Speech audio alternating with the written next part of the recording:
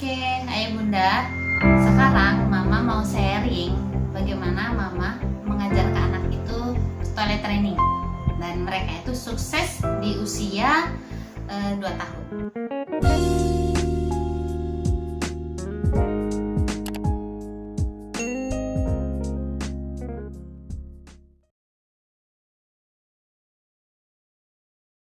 Assalamualaikum warahmatullahi wabarakatuh. Ketemu lagi sama Mama dan Abang Gi. Ya, malam ini Abang sama Mama mau sharing. Sharing apa, Bang? Sharing pengalaman ya, Bang? Sharing pengalaman, ya. Sharing pengalaman Abang sama Dede Pasya udah sukses toilet trainingnya. Nah, pengalaman mereka ini masing-masing berbeda pengalamannya dalam kesuksesan toilet trainingnya. 1 tahun itu udah nggak pakai popok. Ya, sekarang Abang udah umur 5 tahun. Masih pakai popok nggak, Bang? Enggak ya.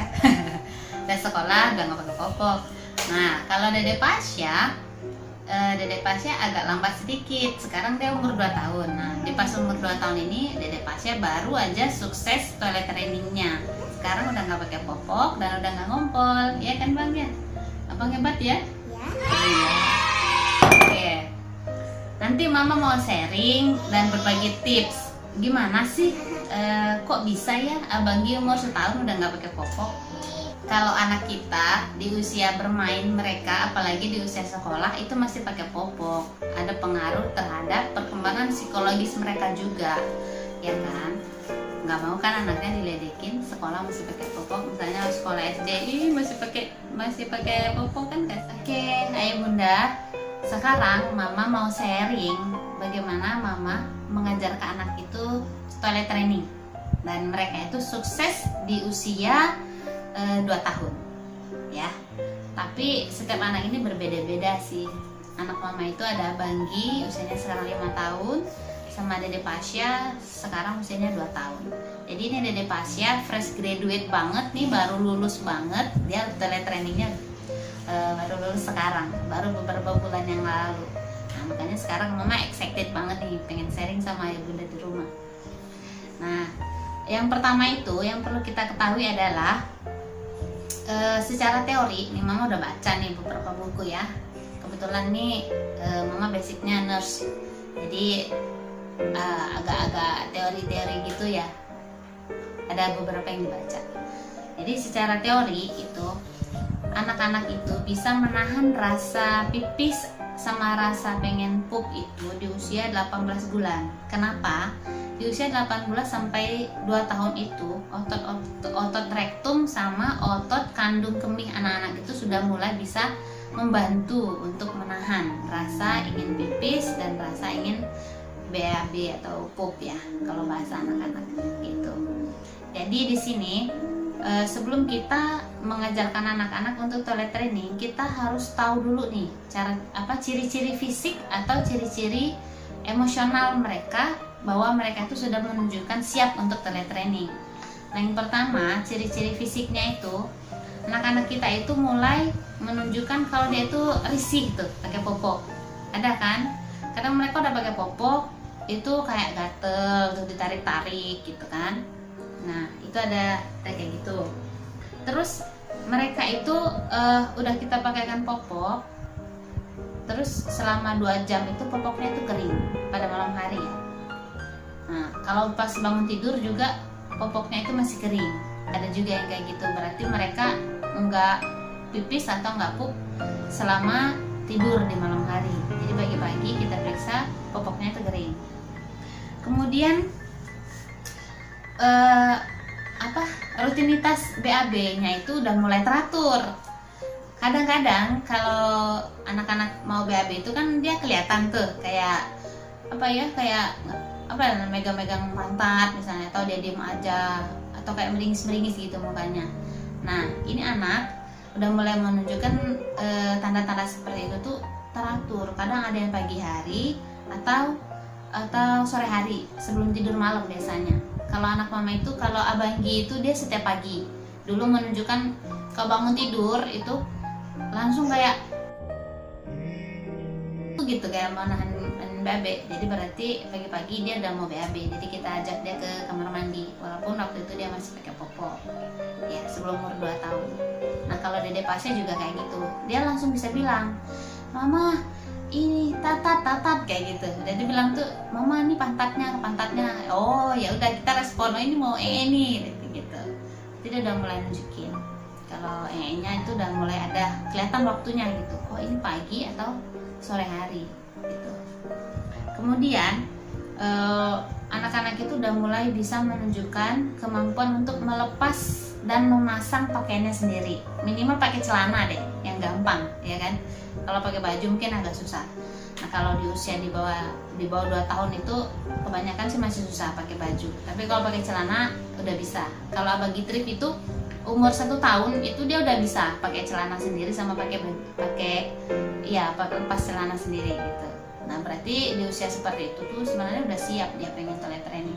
Ini tinggal gimana ayah bunda itu paham gitu sama sinyal-sinyal itu. Kemudian kita juga harus harus siap juga kita sebagai orang tua, harus telaten gitu. Kalau udah mereka nunjukin ciri-ciri itu, kita juga harus respon gitu. Kemudian mereka secara emosional, mereka itu udah menunjukkan kayak ketertarikan terhadap penggunaan kamar mandi. Nah, pasti ada pengalaman nih ibu-ibu di rumah ya. Pada saat kita lagi di kamar mandi atau mau mandi pokoknya udah masuk kamar mandi, anak-anak kita itu nungguin kita di depan pintu, ya enggak? Nah, itu mama pernah banget tuh kayak gitu, anak 2 tuh kayak gitu semua. Jadi pas kita lagi mau masuk kamar mandi pagi-pagi, itu dia nongkrongin di depan kamar mandi. Kalau enggak tahu kita mau BAB atau gitu ya, sorry ya. Bentar ya, mama mau dulu ya, tunggu di sini ya, misalnya gitu. Oh enggak tuh, langsung nangis mau ngikut, ya kan? Ya terpaksa deh, sambil BAB kita bawa anak. Ada pasti yang ngalamin kayak gitu. Nah, itu sebenarnya udah tanda-tanda ketertarikan anak terhadap penggunaan toilet dari situ. Biasanya kayak gitu tuh ya tadi di usia 9 bulan tuh sampai 1 tahun tuh udah mulai kayak gitu tuh, nungguin di kamar mandi, nggak ngerasain deh mama ya. Terus anak-anak kita itu udah bisa nunjukin secara emosional ciri-cirinya juga. Dia itu bisa nunjukin dia mau pakai celana dalam atau pakai popok. Nanti dia bisa nunjukin, dia bisa narik sendiri. Terus mereka udah juga bisa bilang mama atau bunda atau gitu ya. Dia bilang mau pipis gitu, dia bisa bilang mau kayak gitu. Nah, biasakan sih kalau kita pakai bahasa bayi ya, bahasa balita. Kalau bilang buang air besar itu biasanya ya, atau kalau buang air kecil itu biasanya pipis, atau gitulah pakai bahasa yang bahasa ibu sama anak lah ya, yang dimengerti sama mereka. Nah, jadi gitu ya bunda ya, kita itu harus ngerti dulu ciri-ciri fisik sama ciri-ciri emosional seperti yang sudah tadi mama sharing kayak gitu. Nah, itu pengalaman mama sama Abanggi sama Dede Pasha itu seperti itu. Jadi pada saat mama udah melihat mereka udah nunjukin ciri-ciri itu, oh berarti ini anak udah boleh nih diajak toilet training. Dan yang pasti satu lagi tuh, kita sama pasangan kita dan juga sama pengasuhnya anak-anak, kalau yang ada babysitternya ya di rumah, itu kita harus kontrak waktu bener-bener nih. Kalau anak kita udah mulai kita ajarkan toilet training, jangan sampai kita udah ngajarin sama pengasuhnya dibiarin, ya kan? Ya gagal juga tuh deh, nggak jadi lulus deh anaknya. Sampailah umur 2 tahun masih pakai popok, jangan sampai ya, kasihan. Jadi kalau anak-anak yang udah sukses toilet training di usia 2 tahun itu, selain mereka bisa sehat secara organ reproduksi ya kan ya, sehat dong, bersih ya kan ya. Nah, itu secara psikologis mereka juga akan terlihat lebih mandiri dan lebih percaya diri saat bergaul. Nah, begitu juga saat mereka udah di sekolah, udah usia sekolah. Jadi mereka nggak usah pakai popok lagi atau ngompol di sekolah kayak gitu. Ada juga, kasihan sih saya kalau ada anak yang masih pakai popok di usia sekolah, kasihan. Karena nanti mereka akan mengalami masalah di sekolah. Mereka mau BAB atau BAK masih pakai popok, nanti diledekin temennya. Nah, itu yang bisa merusak perkembangan psikologis mereka. Kayak gitu ya Bunda ya. Nanti kita masuk ke tipsnya bagaimana supaya anak kita sukses talent trainingnya. Oke, Ayah Bunda, sekarang kita mulai dengan tips yang pertama. Yang pertama, kita harus bisa mengajarkan anak kita mengenal toilet secara dini. Maksudnya di usia dininya itu sebelum usia 18 bulan tadi. Nah, kalau Mama dulu, Banggi sama Dede Pasha itu sudah memperkenalkan untuk pipis atau BAB itu ke kamar mandi sejak usia 9 bulan. Nah, di usia 9 bulan itu kan mereka udah bisa berdiri tuh. Jadi saat kita mengenali ciri-ciri fisik atau ciri-ciri emosional mereka udah mulai mau pipis atau mau pup, itu buru-buru deh kita angkat ke kamar mandi. Nah, mau pipis ya dek ya gitu misalnya. Yaudah kita bawa dia ke kamar mandi. Ya kita suruhlah dia pipis di kamar mandi, ditungguin benar-benar sampai mereka pipis. Atau ada sih kadang-kadang mereka jadi nggak jadi pipis gitu, ada juga. Tapi ya it's okay, kalau memang baru pertama kayak gitu kan, baru mengenalin, jadi nggak apa-apa. Nanti kita coba lagi gitu. Yang kedua, tips yang kedua, kita ajarkan anak-anak bagaimana caranya untuk mengatakan kalau mereka itu ada rasa pengen pipis. Nah, kayak tadi tuh misalnya kita udah lihat nih ciri-ciri mereka mau pipis. Biasanya anak-anak tuh nunjukin dengan cara berdiri aja misalnya, atau diem aja tuh dia padahal dia lagi asik main, tahu-tahu dia diem aja tuh. Nah, atau ada juga yang megangin titiknya atau megangin pantatnya kayak gitu. Itu tanda-tanda secara fisik itu mereka mau pipis. Kalau mereka udah kayak gitu, terus kita bilang, oh ada yang mau pipis ya, kok megangin pantatnya, oh main BAB ya, kayak gitu. Oh nanti kalau kerasa pengen pipis bilang ya, bilang sama mama atau bilang sama papa, atau kalau sama pengasuhnya bilang siapa panggilannya pengasuhnya, atau sama bibi ya bilangin ya kalau mau pipis bilang sama bibi ya, kayak gitu. Ajarkan mereka caranya komunikasi gitu, ngomong kalau mereka itu ngerasain sinyal-sinyal kalau mau pipis. Terus yang ketiga, kita sebagai orang tua itu harus berikan dukungan yang positif terhadap proses toilet training ini, karena setiap anak itu ada yang mudah kayak kapok kali ya. Misalnya ada baru mau pipis udah kepipis di celana misalnya gitu.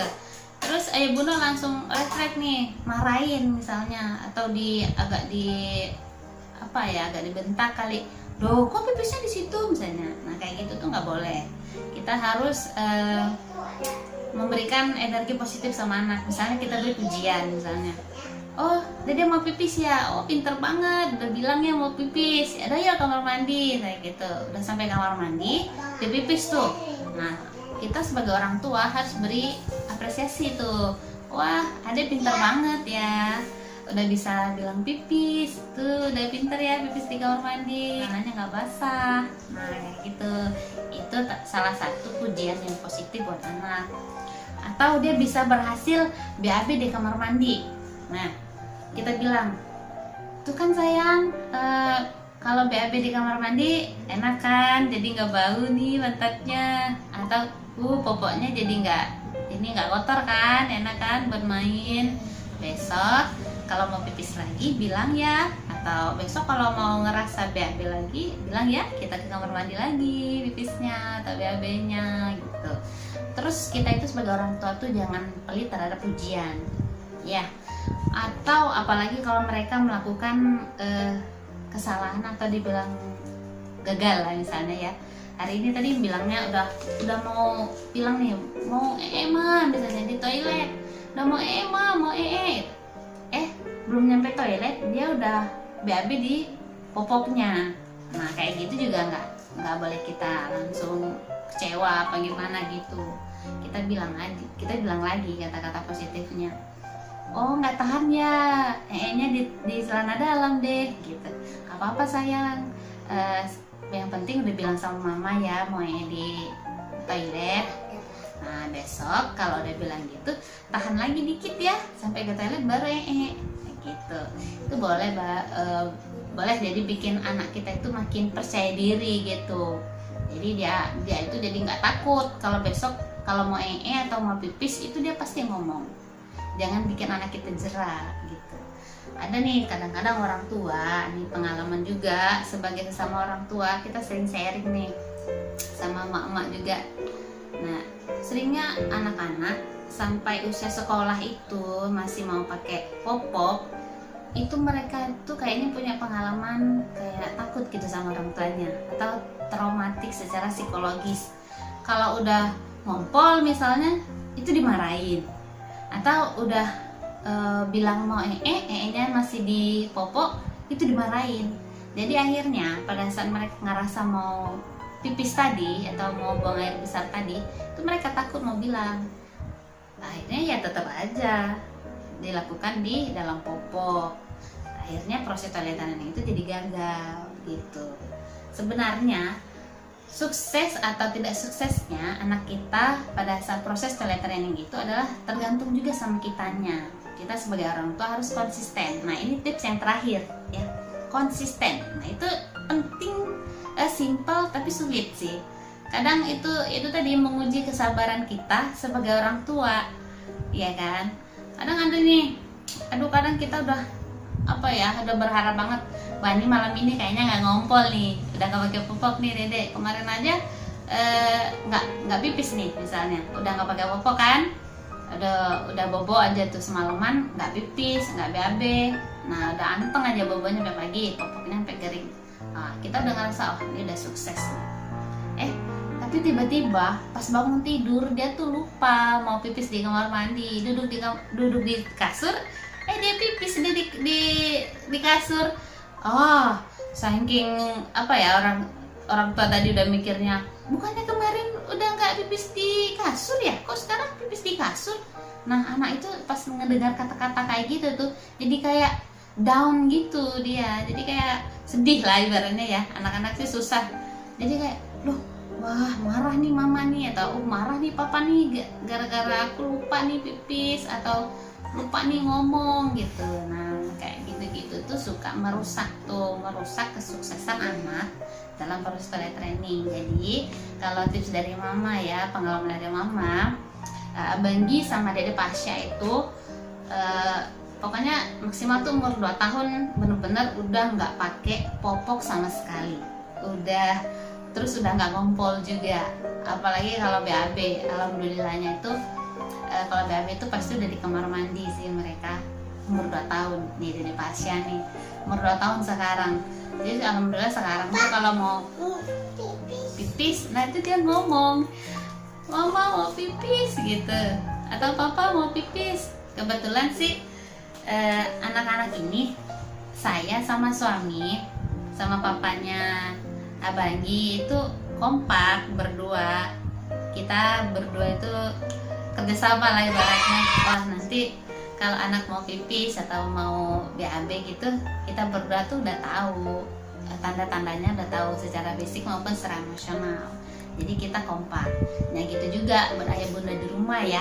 Jadi suami istri atau sama pengasuhnya juga, atau sama kakek neneknya yang di rumah yang dititipin buat ngasuh. Biasa nih kalau ayah bunda kerja ya biasanya dititipin.